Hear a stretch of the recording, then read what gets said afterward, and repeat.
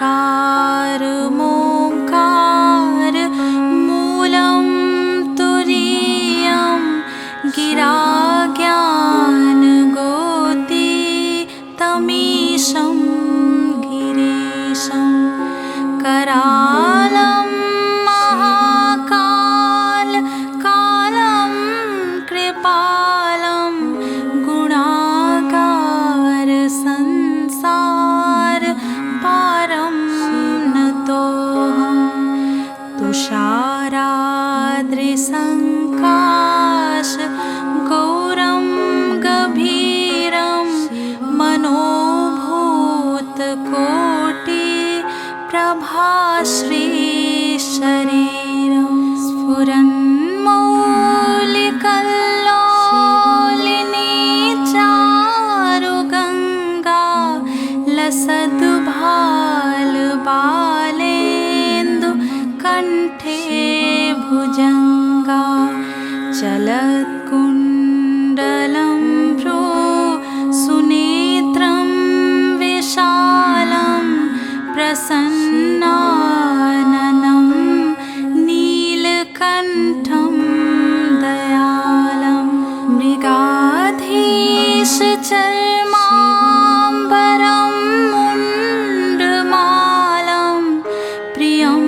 शङ्करं सर्वनाथं भजामि प्रचण्डं प्रकृष्टं प्रगल्भं परेशम् अखण्डम् अजं भानुकोटिप्रकाशं त्रयः शूलनिर्मूलनं शूलपाणिं भजेऽहं भवानी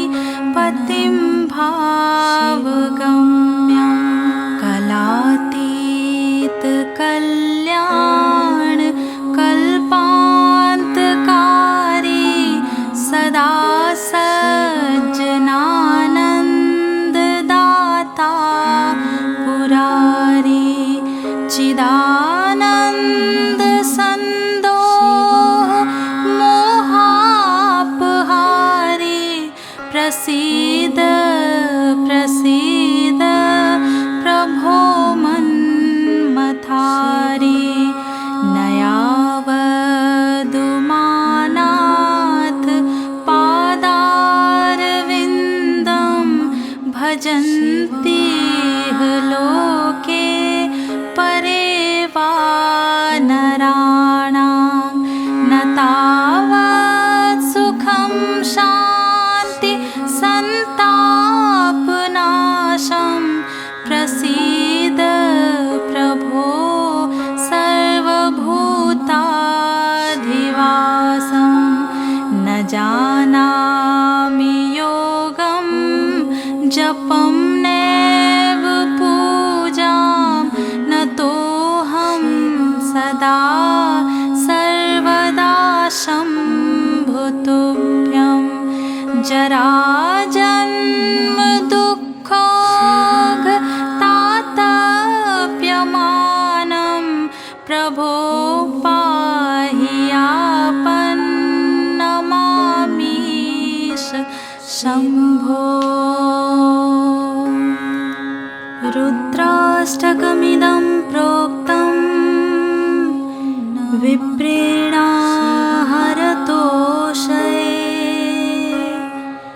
ये पठन्ति नरा भक्त्या तेषां शम्भुः प्रसीदति।